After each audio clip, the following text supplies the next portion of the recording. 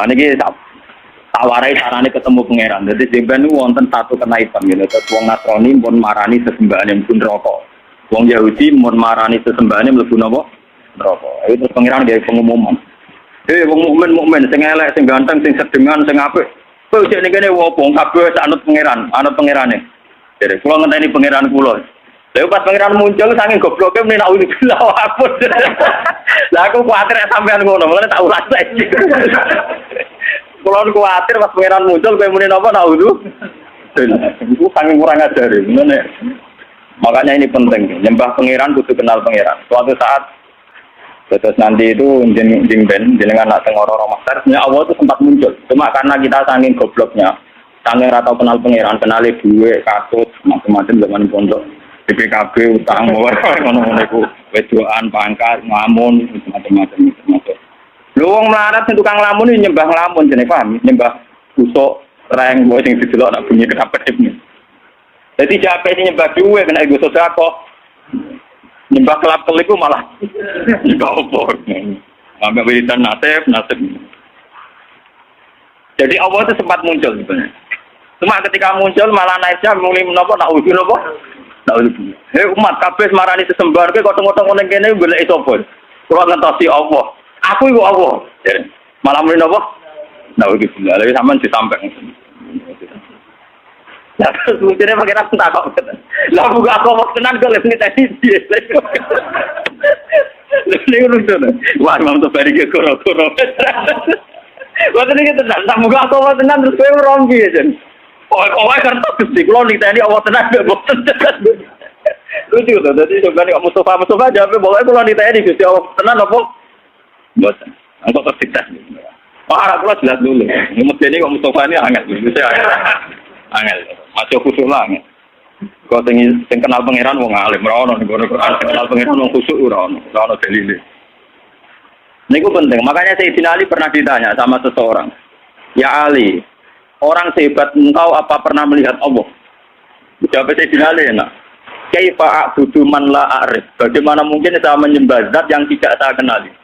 Kaifa a'budu man la a'rif? Bagaimana mungkin saya menyembah zat yang tidak saya kenali? Itu sudah masuk akal. Jadi menurut Sayyidina Ali orang menyembah Tuhan kalau tidak kenal itu sudah masuk akal. Jadi seperti yang kita lakukan sekarang itu cara Sayyidina Ali buatan apa? Buatan masuk akal. Misalnya begini contoh paling mudah nih. Makanya yang orang hikam pernah bilang secara ekstrim, siapa yang tidak pernah mukasafah di dunia itu ditakutkan suul khotimah karena dia kenalnya Tuhan itu nanti keliru. Pas orang-orang masar itu apa? Keliru. Yang Allah betulan tinauzubillah, yang tidak Allah dikejar. Nah itu ceritanya wong kafir ngoten, gitu. Isa itu ngaku Tuhan, terus pangeran menciptakan satu malaikat yang persis Isa. Terus ini dinut. Barang dinut mayune ning arah neraka, akhirnya kecemplung nopo? Neraka. Mungkin ujar ge ngoten, mayu neraka akhirnya nyemplung nopo blodro, walhasil nopo? Akhirnya pangeran nggih pengumuman ya tabagawa. Hadis ini sudah saya cek, karena sudah saya bandingkan di Muslim, di Bukhari, memang tidak ada masalah. Memang matanya yang beda tapi intinya sama. Ini hadis ini sobat. Sudah saya cek secara akademik di beberapa hadis 6 itu yang jadi mutamatul hadis. Itu sobat. Terus ketika Allah muncul itu, para umat, orang-orang sudah mengikuti Tuhannya, lalu ngapain kamu masih di sini? Saya nunggu Allah, Tuhan kami. Ya. Saya ini Allah, malah siapa Allah? Terus pengiran tapi apian, ngerti nak goblok ya, jadi dimaafkan. Ini pengiran tak ada lucu. Apa kalau saya tuh, lalu kalau Allah betul muncul, apa kamu niteni Jen? Enggak Gusti, pede aja, apa? Enggak. Aduh, monggo dipenggali, jadi nanti sampai ke persiapan, nah orang-orang master pun niteni dia supaya nopo orang keblon. Malah penting aja ngelakoni bahwa apa roe tamanita koda ilahahu hawa, jangan sampai menuhankan nopo hawa. Nah, misalnya menuhankan duit, pangkat, popularitas, termasuk menuhanno aras-arasen. Iku yo penyakitnya wong melarat itu aras-arasen, penyakitnya wong suka seneng duit. Nah, jabat seneng nopo? Pangkat. Aras-arasen yo penyakit. Wong turu yo enak, nganggur yo nopo? Enak.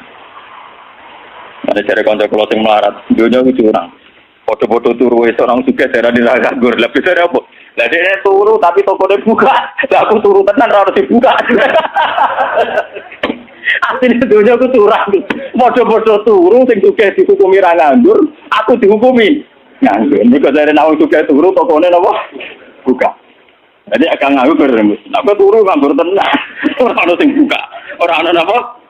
Buka. Buat ini tenang deh. Kalau juga mau setting cerita. Walhasil terus Allah masih tanya, masih baik. Apa kalau saya sebagai Allah memunculkan satu ayat, terus kamu kenal? Kata mereka, iya Gusti kenal. Wong munafik ngaku. Saya di dunia meskipun munafik, sesembahanku pangeran. Allah, pangeran ngetes. Ya sudah, kalau gitu kamu sujud. Wah, ini pas sujud ini kaku, awake ini topan wahidan ini kader blabak sing tunggal. Itu labil sekali ketika dia sujud malah geblak. Makanya Imam Tobari sebagai ulama tafsir dia nafsirkan ini di ayat ketika mereka disuruh sujud wa yutauna ila sujudi fala ya tati'un khasyiatan absaruhum tarhaquhum napa lillah. Waqad kan yutauna ila sujudi wa hum salimun. Fadzarni wa may yukadzibu bi hadzal hadis. Bersamaan ngertos manane Quran. Memang dari awal Quran ngendikan fadzarni wa may yukadzibu bi hadzal. Dadi malaikat kon mirip kabeh. Ya malaikat mirip kabeh itu urusanku pribadi. Mulai paling ngeri mergo ngadepi pengiran langsung. Fadzarni mongko ninggalo sira ni ingsun. Wa may yukadzibu bi hadzal hadis. Malaikat sing tukang ngisap, tukang nyatet saiki mirip kabeh iki urusanku mbek wong-wong ngaku mukmin tapi ora jelas. Bareng ketemu wong munafik, ketemu wong macam-macam. Aku iki Allah. Dia sempat kenal, orang munafik sempat kenal. Ya Gusti, Engkau Tuhan kami. Saya tidak percaya kalau kamu menyembah saya betulan. Mungkin Anda menyembah saya karena riya, karena basa-basi, karena rutinitas. Enggak Gusti, pangeran ngetes. Saya ini sujud nih. Orang sujud, dia sujud geblak. Tidak sujud apa? Lagi disebut waqad kanu yatauna ila sujudi hum salimun. Ketika ning dunya kon sujud dekne ijek selamat ora sepenuh hati, saya kon sujud gak gelem. Ya. Saya kon sujud napa? Gak gelem. Makanya ini dipakai nafsiri ayat tadi. Dipakai nafsiri ayat ketika mereka disuruh sujud wa yatauna ila sujudi fala ya tatiun. Mereka tidak mau. Jadi ini nanti dipakai nafsiri ayat itu. Khasyiatan absaruhum tarhaquhum billah. Ayo sudah pangeran terus gampang nita ini nih, berarti sujudnya ada murni, sulfok non rokok. Nah, makanya mumpung jenengan ini belum kena hisab, tak lari ya. Caranya sujud yang murni, orang kok suwe-suwenan sujud sebagai ngisap ini buatan gampang. Ini kok urusan suwe-suwenan kalian nganggo karpet nomor buatan. Jadi ini, mana cara nyanyian, sujud suwi kok orang ngecap, wah karpet kok halus jadi orang. Wah itu terus nakalan, ukuran nopo. Dan kalau warai.